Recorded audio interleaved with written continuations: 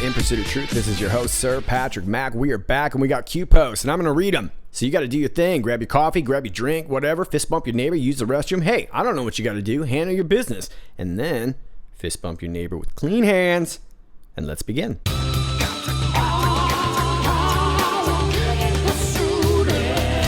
First things first, I want to say a big thanks to all of you for helping me reach 180,000 subscribers on YouTube and 80,000. I think we're almost at 85,000 now on Twitter. Thanks to all of you who've been sharing my posts and videos and helping me get that message out there and getting pursuity with a bigger crew, which means bigger cakes, because we celebrate around here with cakes. And look at this bad boy right here. This thing's a mammoth. It's got everything. You know what it doesn't have?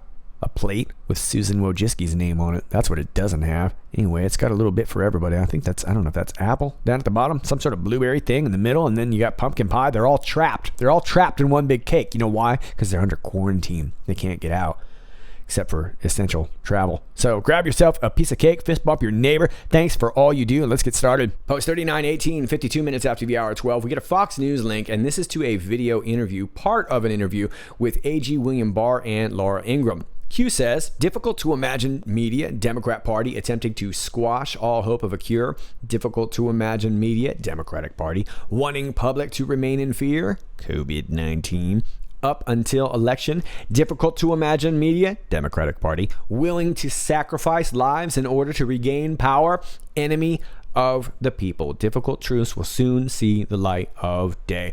And this is about a 20-minute interview, but look, we ain't got time for that. So I made you a montage. Oh, it's a montage, because we ain't trying to watch the whole dang thing now.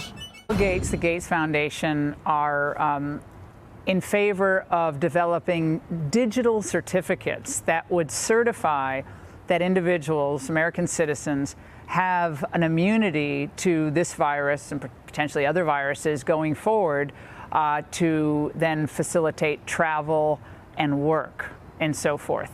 What are your thoughts from a civil libertarian point of view about these types of what some would say tracking mechanisms that would be adopted going forward to reopen our broader economy?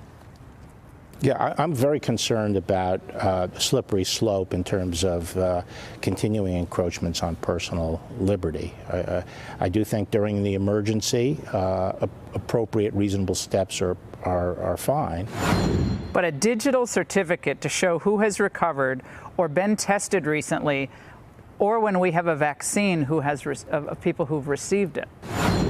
That's his answer on Reddit, Ask Me Anything. They had a little forum. I'd be a little concerned about that. Yeah, Bill from the barrio. I'd say it's pretty concerning getting stuck by a vaccine for a flu that I don't have by some guy who couldn't keep viruses off his own computers. No, I'm just kidding. He could. He just wanted to sell you the antivirus. So I wonder if it's true of his computers, if it's also true of us. Are you surprised at how wildly partisan a response to this pandemic has become in the United States? I know everything's political, but this is about saving lives and saving the broader life of America. And yet, from a drug like hydroxychloroquine that's been around for 65 years, 70 years, to other measures the president's taken, working with Democrat governors quite well, looks like, it never seems to be good enough. No, I have been surprised at it. In fact, it was very disappointing because I think the president went out at the beginning of this thing and really was statesmanlike, trying to bring people together, working with all the governors, keeping his patience as he got these snarky gotcha questions from the White House media pool. And the stridency of the partisan attacks on him has gotten higher and higher, and it's really disappointing to see. And the politicization of decisions like the hydroxychloroquine has been amazing to me. Before the president said anything about it, there was fair and balanced coverage of this very promising drug, and the fact that it had such a long track record that the risks were pretty well known. And as soon as he said something positive about it, the media's been on a jihad to discredit the drug. It's quite strange. So there you go, and I think many of you get the idea. This is a big scare tactic, but it doesn't mean that it's not indeed real. There's a lot of things going on here, and I found it very interesting that he used jihad to describe this term. I wonder if it's a double entendre. That's French for might mean something else, knucklehead. 3919, 1 o'clock. How do you hide the truth? Example, create a website and label it fake.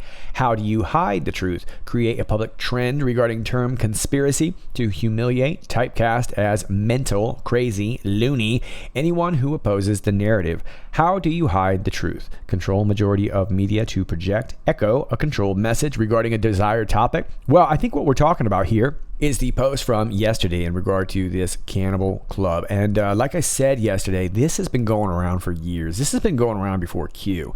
And I was just giving you my own little anecdotal experience in LA where I had seen, I want to say I'd seen flyers. Don't quote me. It's just a vague memory. But I could have swore we've seen flyers on this back before websites were really a big thing. And it was sort of the same thing. It was like, is this real? Is this just fake? And you just throw it away and kind of, you kind of forget about it. And that's what this website looks to be to me. It has always looked very cheaply made, and it looks to be just stock pictures that they're using. So that's kind of the idea, or at least that's what Q is saying. It's not what I'm saying, but that's what Q is saying, is that that's how you often hide the truth. And we know this already from all the symbolism that we see. Everything's out there. And the reason that is that when you start pointing it out, everyone just says, well, you're just a conspiracy theory. They've been saying that for years. That's the point. They've been saying it for years. And when you start to call that out, people want to typecast you mental, crazy, loony. It's happened to a lot of great minds. And that's really how they essentially do it. They ridicule you into non-existence. But the fact of the matter is that now with this World Wide Web, which is still relatively in its infancy stages, if you think about it, we've seen that the sharing of information is overwhelming. You can be overwhelmed with information so easily now. And that can be a good thing and a bad thing. But the fact of the matter is, once it's out, you can't put it back in. How do you hide the truth? Well, you stick it out in plain sight. Control majority of media to project, echo a controlled message regarding a desired topic. So I think what Q is suggesting here is that that's simply made so that it would be ridiculed, so that people will say, well, look at these cheap pictures, and this isn't a real site. This isn't a real thing. Now, we've covered this before, and I'm going to cover this topic a little bit more, like I said, in my Byte series. So I'm not going to go into all the different connections with this quote-unquote cannibal club. We've actually covered it before in one of my older videos, so if you want to search back there, you'll find some stuff on it. But there is some meat there. But as far as whether or not this site is real, I don't really know. It's not really my place to know, and I'm not really going to go digging into it. I think the topic is real, and I think that's the point that Q is trying to make, that if they put it out there, you're going to clown it and say, nah, come on, this is just a joke. It couldn't possibly be real, as opposed to if they were really, really trying hard to cover their tracks on something, that would be a different story and imply a much different narrative. I think you understand. Let's move on. Post 3921, 37 minutes after the hour 1 and 17 seconds. I know. FISA indictments equal start. FISA indictments equal start. FISA indictments equal start. So here's what I see. When we see FISA indictments, we'll know that that is the beginning of something. The beginning of what, IPOT, you might ask? What is the start of which you speak? I don't know. And you know what? Neither do you. And you know what? That's okay. We don't know yet. So I only suggest that we be careful about saying FISA indictments equal tomorrow. FISA indictments equal today. Q is not saying when FISA indictments are coming, and Q is not saying what the beginning really means. Q is saying that when we see FISA indictments, that will be the beginning. Let's move on. Post 3922, 44 minutes after the hour of 1, we get a Twitter status to a good patriot over here, Luke Goldberg at Luke Goldberg 4. Good on you. Flex your guns, Luke. No, flex them. Flex. Yeah. Preview of part 2, bar interview with Ingram. What happened to POTUS was one of the greatest travesties in American history. No basis for this investigation. What's even more concerning is what happened after the campaign.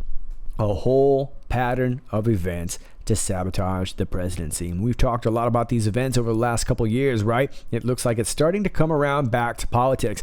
And I've noticed this over the last couple of days. I'm sure you have too, that it sure looks like Republicans at least are trying to shift things back to the original narrative that we were starting to push on before coronavirus got some steam. So hopefully we'll get some more steam coming up very, very soon. For now, let's move on to 39:23. 54 minutes after the hour one, we get this sweet movie poster. Below the depths of the DC swamp. The hunt is on. In the invisible war for the future of our republic. The tables are now turned. And now the hunters become the hunted. Patriots in control. Just trying to fancy it up a little bit. It's a link to The Guardian, and this is an interview from March 22nd. Q says, compare and contrast, dates are important. Check it out. But I want to say that I know that this is a challenging time for all Americans. We're enduring a great national trial, and we will prove that we can meet the moment. I want to assure the American people that we're doing everything we can each day to confront and ultimately defeat this horrible, invisible enemy. We're at war. In a true sense, we're at war, and we're fighting an invisible enemy. Think of that. So it cost me billions of dollars to be president, and I am so happy I did it, because who cares? Who cares? I'm really happy with the job we're doing. And I'm glad that this team and me are here for this horrible thing. I mean, it's a number of people have said it, and I feel it, actually. I'm a wartime president. This is a war. This is a war, different kind of a war than we've ever had. But I'm a little upset with China, I'll be honest with you, because as much as I like President Xi and as much as I respect the country and admire the country. I have great admiration for the country, what they've done in a short period of time. Of course, our previous presidents allowed that to happen. You should say thank you very much to all of them. But they should have told us about this. And I did ask him whether or not we could send some people in. They didn't want that. Out of pride, I think really out of pride. They don't want us sending people into China to help them. You will see our economy skyrocket once this is over. I think it's going to skyrocket. It's a pent-up demand. It's a built-up demand. And I guess you really have to say who knows, but I think it's going to be a tremendous day when we win this war, and we will win the war. We want to win the war with as few, if you look at it, just deaths as possible. So there you have it. POTUS saying a tremendous day. So what's going to be so tremendous about it? Well, this was posted on 322, March 22nd. 322 being the number of the Order of Skull and Crossbones, featuring such members as the Bush family and John Kerry. So I don't know. But there's also the talk about today, for many of you, being 4/10/20, right? 4/10/20, if A equals 1, B equals 2, so on and so forth. 4/10/20 would be DJT, or Donald J. Trump. So I know there's a lot of people that would hope for something big to happen today, maybe even tremendous, and maybe it will. And I suppose if it does, it will probably be shortly after you watching this video, as I am from the future. The near future, not the cool kind, but the near future. You get the idea. So those are some dates. Now, I want to also point out that Mike Pence was holding this book with the title out that said 15 days to slow the spread. Now, 15 days from there would be right around the 6th, so I'm not really sure that that's what they were talking about. And then, of course, right after this speech would be the 23rd. That was when New York kind of announced that they were the epicenter, if you will, of the whole virus after it had previously moved. I don't know how epicenters move, but epicenters evidently move with coronavirus. So there's a few ideas for the dates, but I don't want to make any predictions because, like I said, by the time many of you are watching this, we may see some events fold. But either way, POTUS says it's going to be tremendous. Let's move on. Post 3924, 4 minutes after the hour 2, we get this Twitter status to Malik Obama, who is the half-brother of Barack Hussein and the membrane Obama. Hashtag, where we go one, we go all. And there it says right on the bell. That bell used to belong to a boat. Well, I guess it still does. John F. Kennedy. And this was posted on April 5th, 2020. There is no comment from Q here. Now, for those of you who are not on Twitter, Malik Obama is a big time troll, and all he really does is just type in one thing or something really rhetorical, doesn't add to it, and he just kind of lets everybody melt down over it, which is kind of why I like him so much. But he is coming out with a book, and it's entitled Big Bad Brother from Kenya. Yikes, that sounds telling. So this is very interesting, and it seems like he is a bit estranged from that part of the family, or maybe Obama is estranged from his part of the family.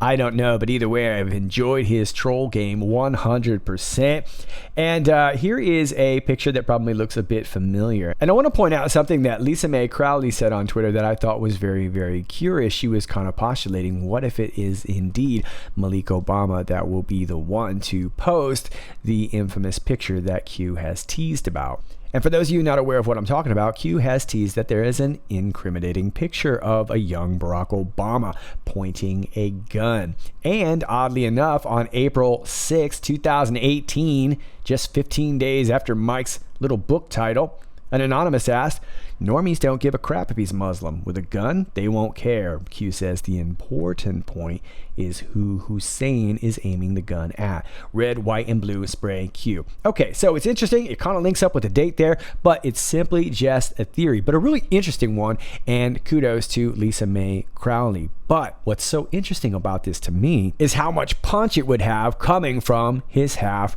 brother. Now, I'm not saying that's going to be the case, but somebody like that would have a lot more weight when posting something like that. If Q were to post a picture like this, of course, everything would get taken down. Everybody would be banned. My channel would be gone. Everybody's channel would be gone, right?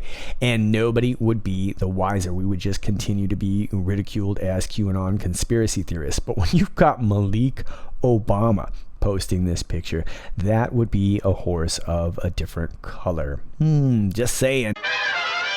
Post 3925, 21 minutes after the hour of 2, we get a Twitter status from back in the day, December 23rd. There's that 23 again, 2019, where POTUS had said, the Democrats and crooked Hillary paid for and provided a fake dossier with phony information gotten from foreign sources, pushed it to the corrupt media, and capitalized dirty cops, DC, and have now been caught. They spied on my campaign and tried to cover it up, just like Watergate, but bigger. Okay. Q says, do people really believe the biggest scandal in modern U.S. history will go unpunished, scot-free? Back channels are important. Indeed, this is a back channel right here, right? 8kun, not necessarily Qmap, but definitely 8kun, right? Patriots stand at the ready. Shills whine. Well, we all know the shills are whining in full force right now. But we've heard this term scot-free before. It's an old term, but there was a time where POTUS got clowned over this statement for spelling it with 2 T's, and everyone started asking who is scot-free, clowning him as if he was some sort of idiot. Well, one simple search would have told you that Scot-Free is a production company, and they produce quite a few movies. Ridley Scott and Tony Scott, who is no longer with us. Tony Scott not being the jazz player, Tony Scott, who is awesome, by the way. But this was the company that produced White Squall, which of course Q references quite a bit. Oddly enough, Malik Obama's tweet, "Where we go one, we go all," is reminiscent of a phrase being used in White Squall, the very same phrase. So it looks like there are some references there. Looks to me like POTUS is trolling, and Malik Obama may very well be in on it. On a side note, Scot-Free Productions just released their 4th season of The Good Fight, which is a very interesting series over there on CBS. Their trailer is on their website if you want to go see it, and there were some interesting little Easter eggs in there too, including some cornfield references. But overall, it looks like a bunch of rich politicians getting their just desserts. I don't watch TV, so some of you who do can let us know, and we can break it down if necessary. But I thought you might enjoy that. 39:26, 35 minutes after the hour 2, we get a link to Breitbart, and Q says the truth is right in front of you. And this was a story that we talked about the other day on Twitter. CBS News plays Italy hospital footage again for report on U.S. coronavirus response. So what happened here is they played some video footage from an Italian hospital. They were actually interviewing an Italian doctor. And then it was just another day or so later, they actually used that same footage and ran it talking about a story in NYC. Now, sometimes stock footage is okay like that, but in this situation, it was a little bit sketchy, and they got called out on it. I was actually one of the few that was doing that.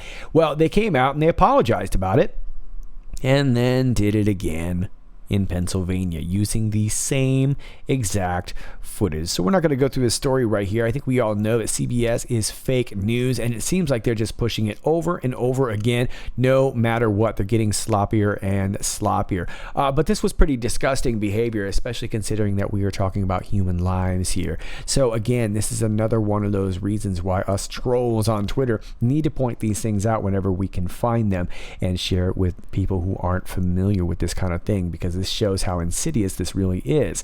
These people can easily edit other kinds of footage, and if you need to use stock footage, then you have to be very responsible about using those things. And CBS knows this. They've been in business for years, so it's not like they all of a sudden forgot what the rules were, but it seems like they all of a sudden forgot what the rules were within a 2-week span. So very curious stuff from CBS News, and I think we pick up what Q is saying here. The truth is right in front of you. We've known this, and all it's really taken has been a trained eye to look at it. Let's move on. Post 3927, 1 minute after the hour of 4, we get a Twitter status, and Q says, "We are united in this fight. Where we go one, we go all." Takes you to Q the Wake Up, at Q the Wake Up, who has a profile picture that says Q the Wake Up. So it's all pretty intuitive. Good on you, getting a shout out from Q. Q Patriot from Rwanda. Nice. See what he has to say. From Rwanda, where we go one, we go all. That's what I'm talking about right there, man. A few words. Where we go one, we go all. You've heard that before. Good on you, homeboy from Rwanda, who I don't know. Those are your Q Post Patriots. As always, if you like this video, please click like, share, and subscribe. All my links are down below. You know how to do it. It's real easy. And I'll see you next time. This is Sir Patrick Mack. Stay funky.